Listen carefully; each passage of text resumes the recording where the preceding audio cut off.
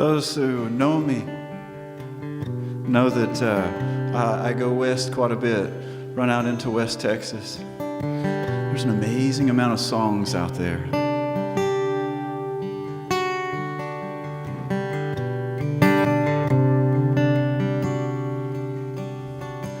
Stepping off her back porch about this time of night, raising her binoculars to an illuminated sky. Her nightgown's all that's moving in a desert breeze, for she ain't here no more, she's with all that she sees. She shines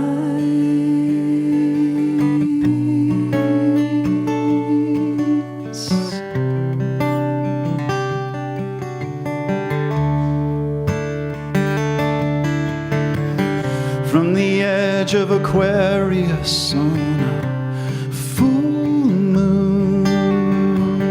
They brushed the stardust off her in 1962.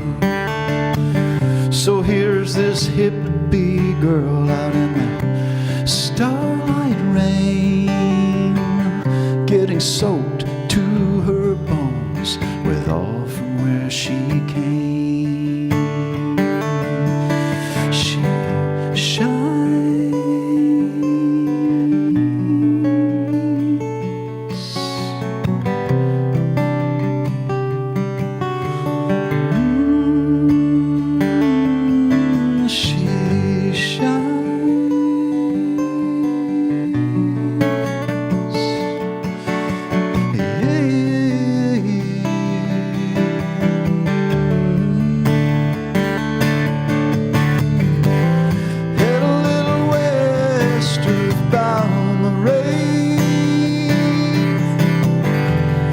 Just might see the glow out in the flats. Some have seen, they say, a saint, a miracle, a ghost.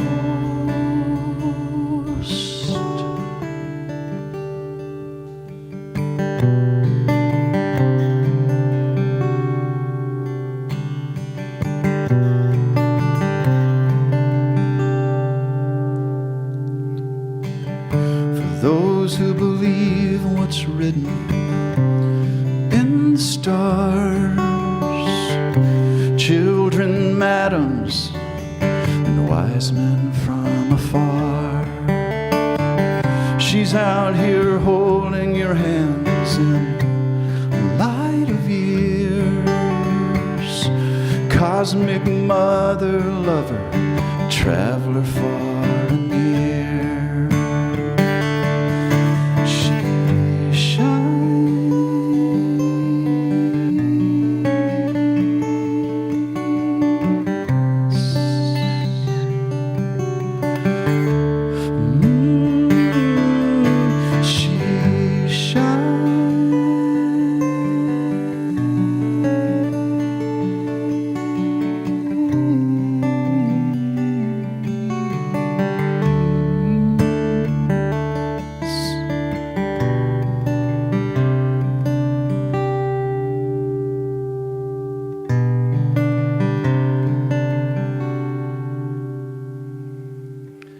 Looking for the very first shimmer in the nighttime's edge.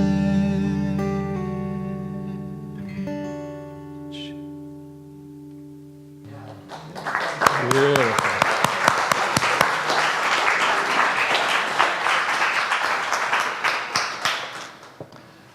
Beautiful, Chris. Thank you.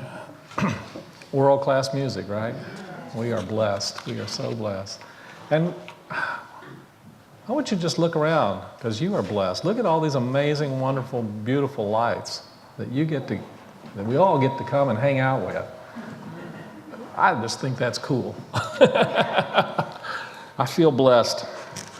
Well, good morning, everyone. Morning, Tony.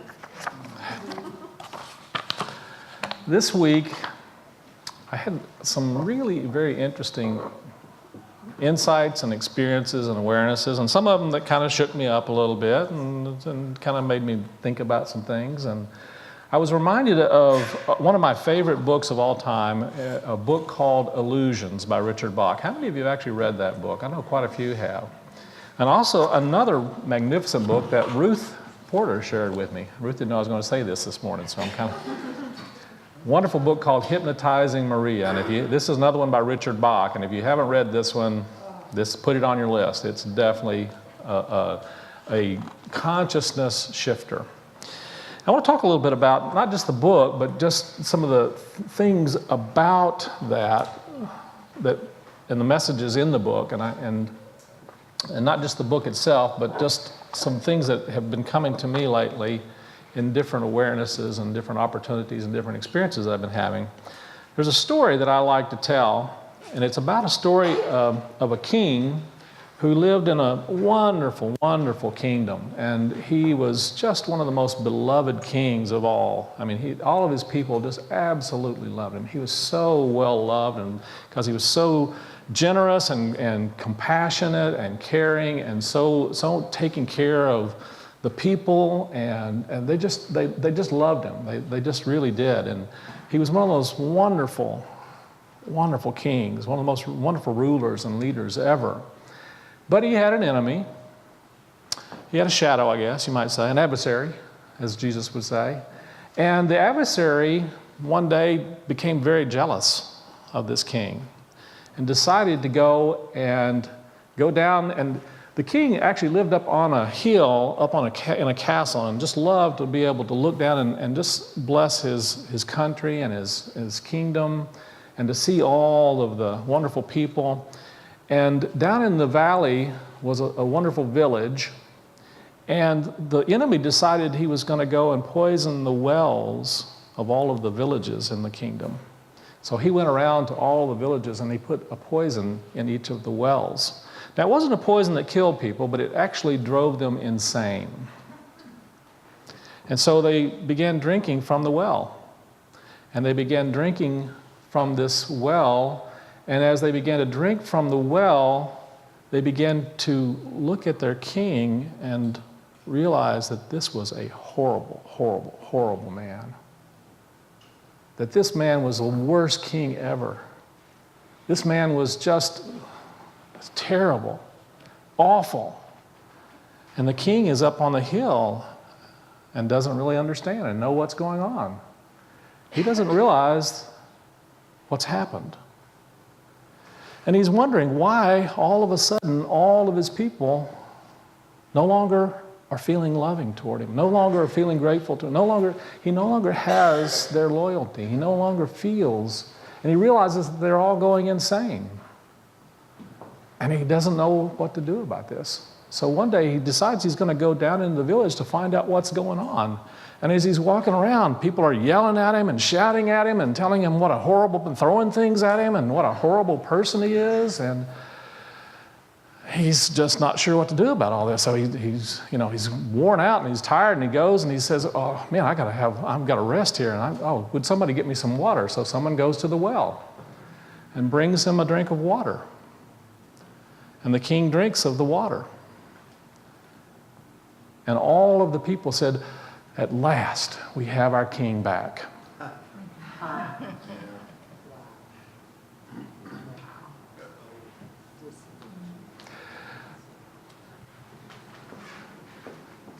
I love that story because to me it tells so much about sometimes how we are in life and how we see things and how we look at things. And sometimes we look at things not as they are. Eric Butterworth says we don't see the world as it is. We see the world as we are. And when we are not necessarily drinking from a well that has clear energy or clear water, you might say, we can find ourselves seeing life and the world and our experiences and, yes, our leaders, and we can see them not necessarily in a clear way, in a sane way. I came across an actual study that was done. It was actually it was a contest actually that was done by Omni magazine many years ago. How many of you ever read Omni magazine? I used to love that magazine. I wish it was still. Is it still available? I don't think it is. Yeah, it was a great magazine. Anyway, they had this wonderful contest, and the contest was Creative Scientific Theories Contest. You guys ready to hear some of these wonderful? Okay, so the grand prize winner. Here's the theory: when a cat is dropped, it always lands on his feet. And when toast is dropped, it always lands with the butter side facing down. So I propose to strap buttered toast to the back of a cat, and the two will hover, spinning inches above the ground. With a giant buttered cat array, a high-speed monorail could easily link New York and Chicago.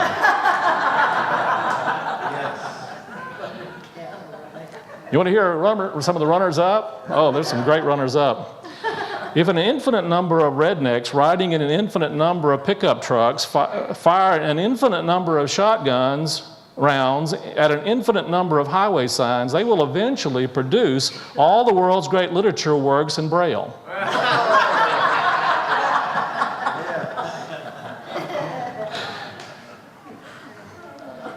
Have another one. Why is yawning contagious? Here's the theory. You yawn to equalize the pressure on your eardrums. This pressure change outside your eardrums unbalances other people's ear pressures, so you must yawn to even it out. These are great theories, aren't they? The difficulty, of course, is that they're not true. Or at least we've not been able to prove them true, but we haven't been able to disprove them either, for that matter. So they're, it's important to know that, there are different awarenesses and theories out there in the world, aren't there? Different ways of looking at things, different way of seeing things. As creative as those theories are, they're false. I love there was a cartoon that came out some years ago by Gary Larson. How many of you like Gary Larson, The Far Side? I knew there was some Far Side folks here. So I love this cartoon, and in the cartoon, there's, there's a group of scientists gathered around another scientist, and they're in their lab coats and everything, and one is in the middle. He looks, like normal, almost like you and me, and. And he's looking around, but the others are very grotesque. Huge eyes, hideous noses, monstrous lips, elongated faces. And they're trying to get the normal one. They're holding a flask, a steaming flask, trying to get the other one to drink that flask. And the caption says, "Laboratory peer pressure." I laugh at that because the reality is we live in a laboratory of peer pressure, and there are always these pressures to get us to accept a particular viewpoint, to get us to accept a particular way of seeing things. There's always a pressure to get us to see things through the eyes of those that are not necessarily seeing clearly.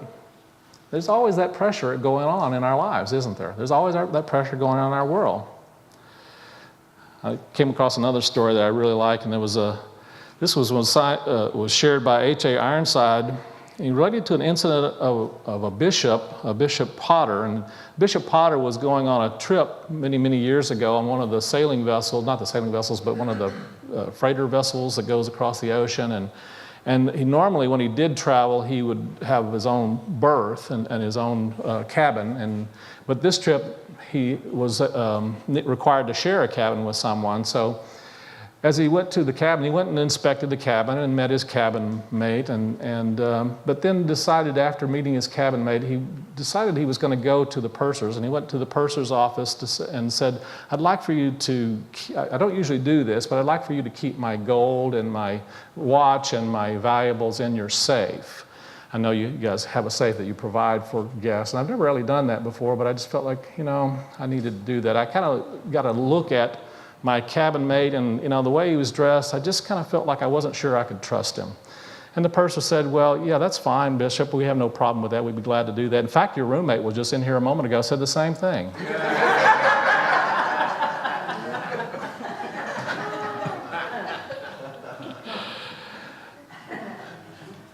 I want us to talk today about the importance of being disillusioned. The importance of being disillusioned. You know, sometimes when we think about the word disillusion, the common usage tends to be associated with a sense of disappointment. We tend to think that when we are disillusioned, that it tends to mean that our bubbles burst, or our dreams are not, we're not going to be able to live our dreams. And I'm going to suggest to you that that's not the actual definition of being disillusioned.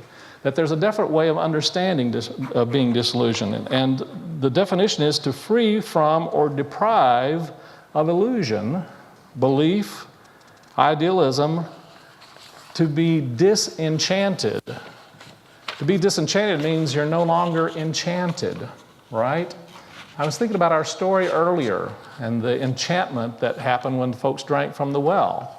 And oftentimes our work is to free ourselves from our disenchantment.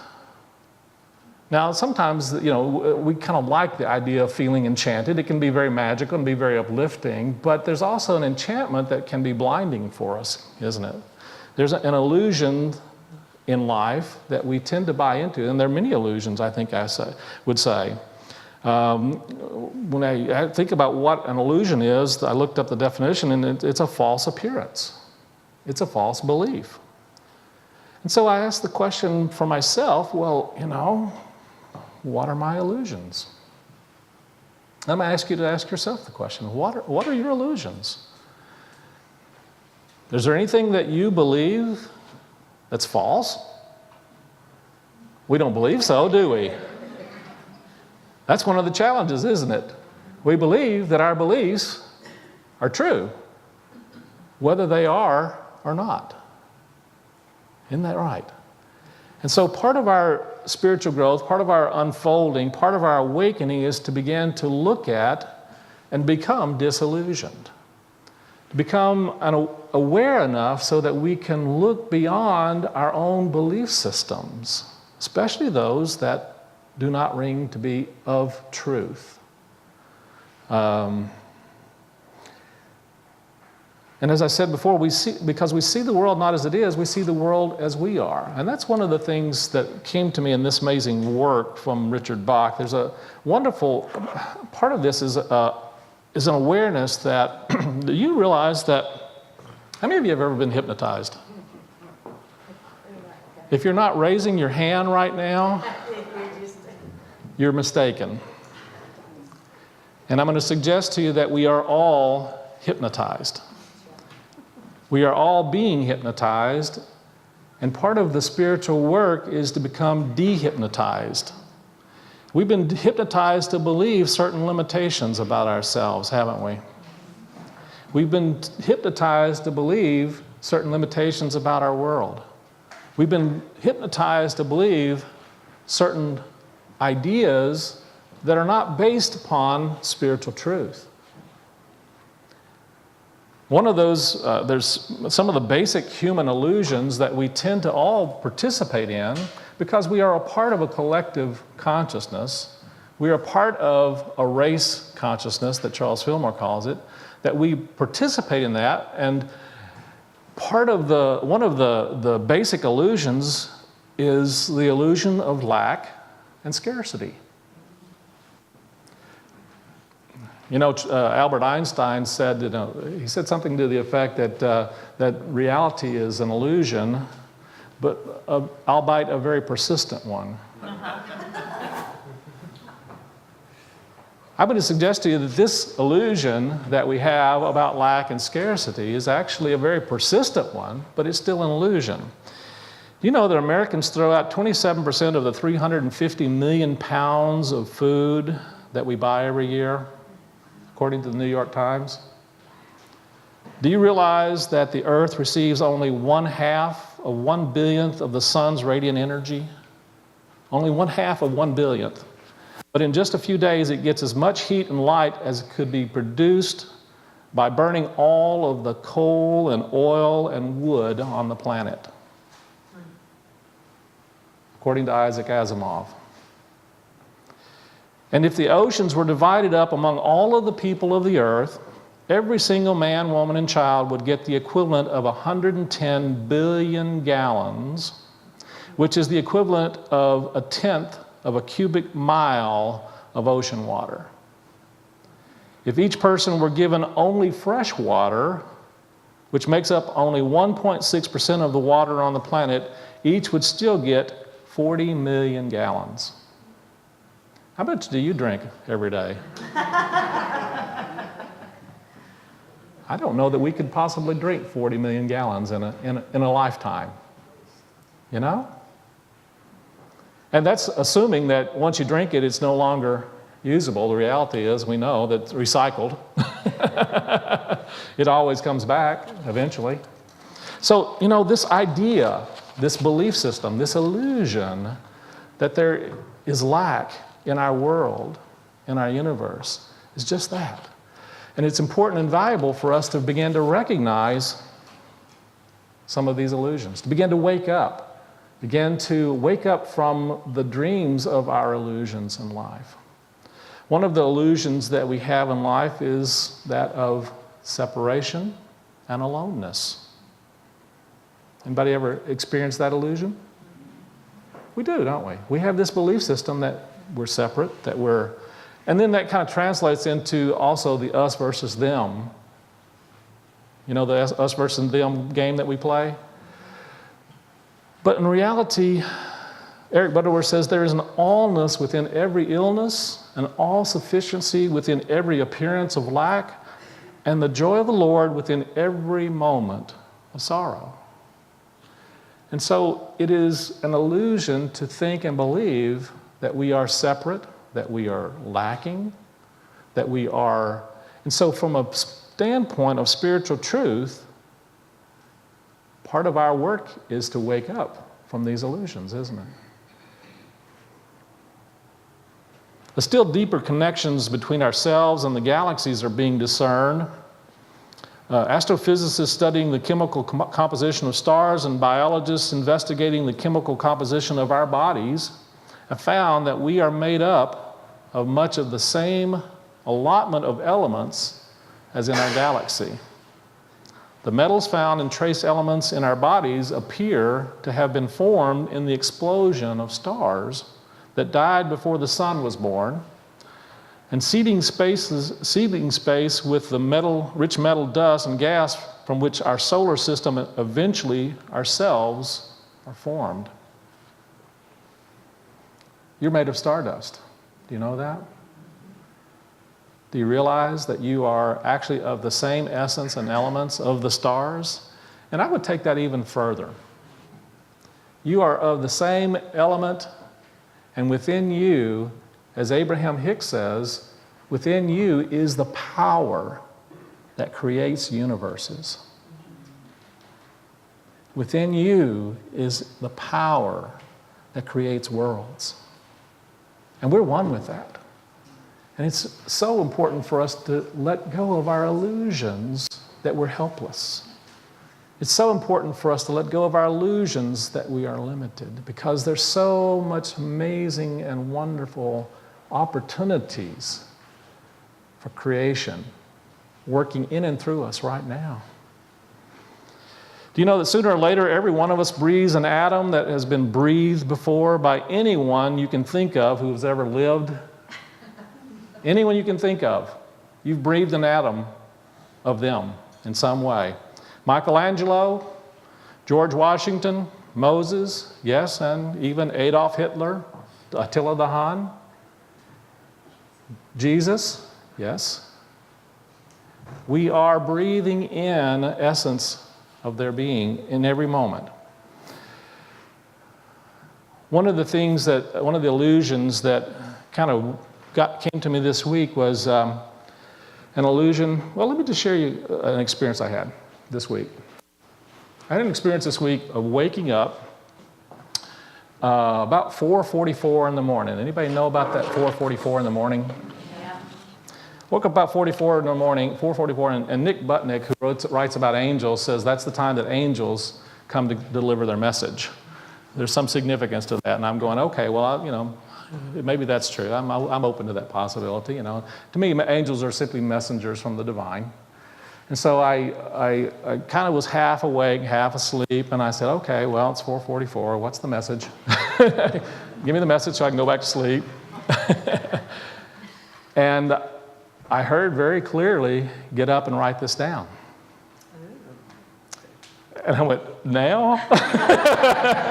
Really? Yes, get up and write this down. And I thought, oh, I better do this because I'm not going to sleep anyway. So I got up and I said, well, you know, let me get myself together a little bit and get some pencil and paper. I didn't have pencil and paper ready. And I kind of was as I was getting myself ready, I heard very clearly, you're going to die.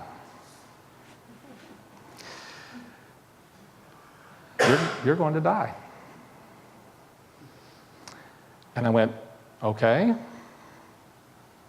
I know that. Can you give me some details? Are there any, you know, like, can you tell me when, where, and how? And it came back, that's not important. What's important is for you to prepare and be aware and to wake up. And I'm writing all this down. I'm going, okay, well, yes, how do I do that? Again, by being awake and aware, by waking up. And it said, you're all going to die. And part of your work is to not only wake up and be aware, but to help others to wake up and be aware. And I said, okay, I'm open for that. I wrote this down. And the next message was, there'll be more later. So I'm going, okay, I'm listening, you know. And I realized that for me, I know that that is an awareness that is about waking up, and the dying really is not necessarily about physical dying, although it can be, but dying to the ego, dying to those concepts and belief systems that I've held on to so tightly about who I am, dying to those belief systems of my limitation, dying to those things that are no longer serving myself and spirit. And I think about what Paul said when he said, I die daily that I might be reborn in Christ. And so to me, it's really a message about really awakening to my true spiritual nature, awakening to the essence of who I am, and then being a part of helping all of us to be awake and to be aware and to listen. And so it's not necessarily a bad thing. Dying really isn't a bad thing. I'm not actually concerned about even physical dying. Not as much as I used to be. You know, I used to be pretty wrapped up in that, and I realized that, you know, only thing that's going to keep me from, the only thing that being concerned about dying does is keeps me from living. So I'm not spending my time being concerned about dying. I'm spending my time, and I want to spend my time living and being concerned about living. Am I really living in the best way I can live? Am I living the possibilities? Am I living out through the gifts that I've been given? Am I living in a way that is helping to make a difference in my world? Am I living in a way that is a positive impact in my life and the life of others? Am I living in a way that's helping me to wake up and helping others to wake up? So that's just a little bit of my week. And so I've been really reflecting on how am I living in a way that makes a difference? And can I do more to do that? I want to share with you in a poem. This is from Hafiz. It's called Lousy at Math. Once a group of thieves stole a rare diamond larger than 2 goose eggs. Its value could have easily bought 3,000 horses and 3,000 acres of the most fertile land in Shiraz. The thieves got drunk that night to celebrate their great haul, but during the course of the evening, the effects of the liquor And their mistrust of each other grew to such an extent that they decided to divide the stone into pieces. Of course, then the priceless became lost. Most everyone is lousy at math and does that to God. Dissects the indivisible one by thinking, by saying, "This is my beloved. He looks like this and acts like that. How could that moron over there really be God?"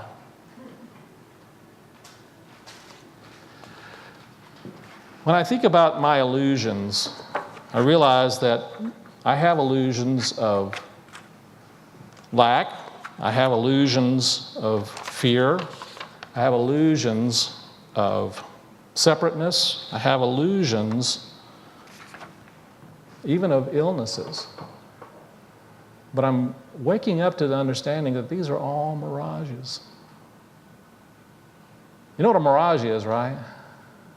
Everybody who's seen a mirage? Have you been in the desert and seen a mirage? You've been out in West Texas. They've got a lot of them out there here.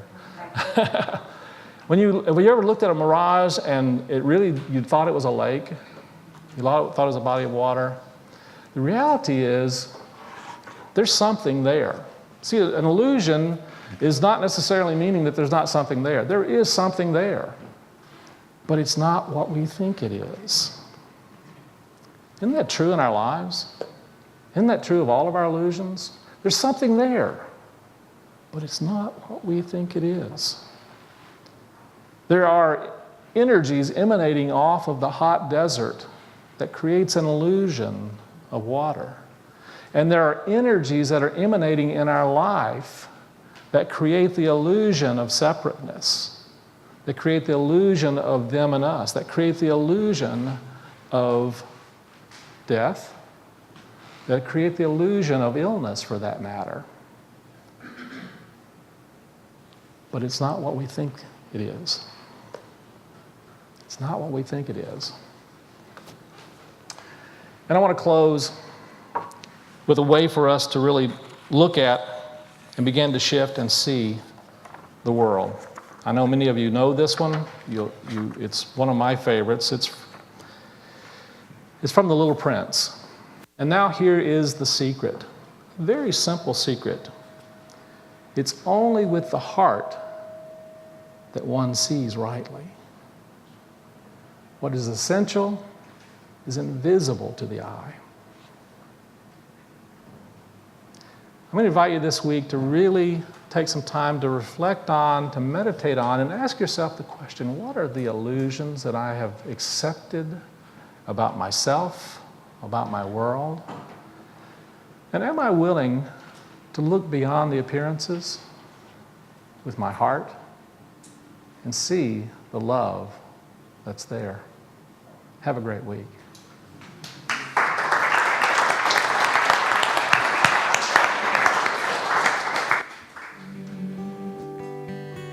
I invite you now to open the heart, to breathe into that heart space, to relax the physical body, to allow your whole being to be open to knowing and feeling and experiencing a connection with Source, the divine. Breathing through the heart and feeling that oneness, that connection. Being open to releasing any thoughts or beliefs of separation.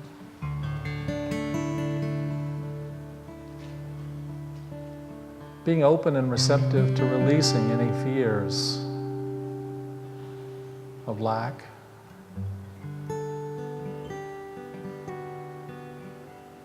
Being open and receptive to being transformed into an assurance and a feeling of assurance of life. Beyond all of the illusions of illness and death. Being truly connected with our divine nature, our spiritual being. recognizing and being open to the eternal essence of that Christ mind and heart and being and light.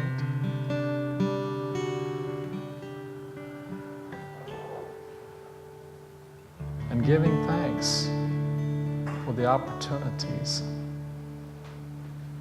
to let go of our illusions of limitation, to let go of our illusions that hold us back in life, the patterns and the belief systems and the yeah buts, as I call them.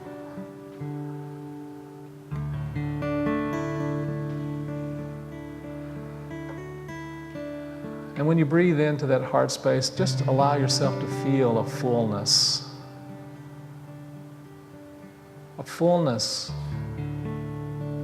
of all that is, a fullness of the presence and power that creates worlds, that creates universes.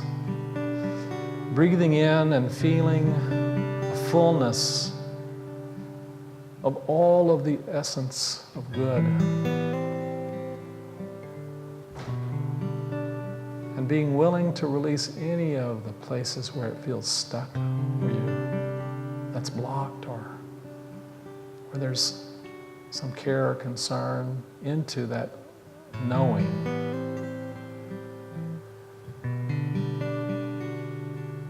Of the one presence, the one source, the one power.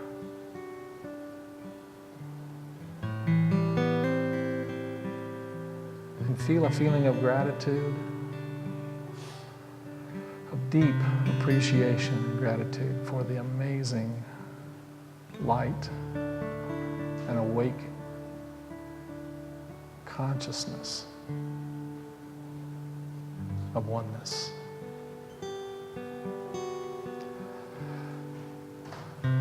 Thank you, Blessed Spirit. Thank you, Divine Nature. Thank you, God. Take a nice deep breath now. Remaining in that energy and that consciousness of fullness and awareness of our connection with Source. Take another nice deep breath and give thanks for being in this life, this time, this place, this opportunity to be who and what we have been called and come here to be. And so it is. Amen.